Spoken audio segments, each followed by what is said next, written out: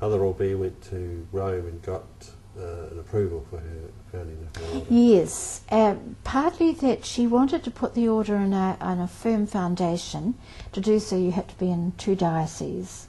So over the years she had founded a community in Auckland, so we were in Auckland and Wellington.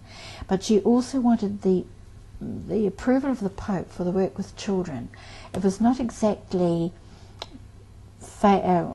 viewed with great favour for religious women to be looking after children who were illegitimate.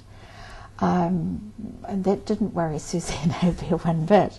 These were children in need and their parents were in need. She was very careful over that period to protect the reputation of the mother, and quite understood that if the father was known, that all that information was kept very private, to the extent that it often was difficult for her to get funding from social welfare because they needed to know all the detail. She felt it was more important that the woman had a better opportunity then to get good work and be able to make an honourable marriage in society as it was seen. So that consequently she felt it was important to fight for the children. And so at 78, fleeing the country, not even telling the sisters she was going because she felt that they might try and stop her,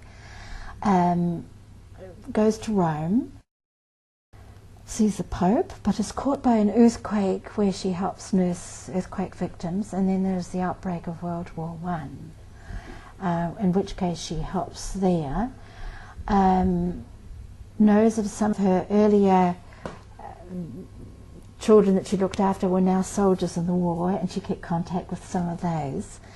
But it was a great difficulty then getting back to New Zealand, because by 1919, 1920, the war is over, but she had never taken out, well in those days I don't think you had a passport, she was so away from France for so long, and now she had never been declared a New Zealand citizen.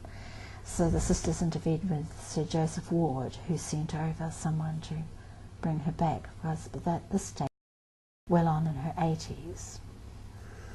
So from there, obviously back here, and the work very much established. Yes, at Island Bay the children were in the home at Island Bay, but she wanted then a hospital which would be in the same building, but she wanted a hospital where her sisters could train so that they would be able to be more effective in nursing the elderly and the children. And so that took quite a lot of effort, and she built up a good rapport with many doctors in the Wellington scene.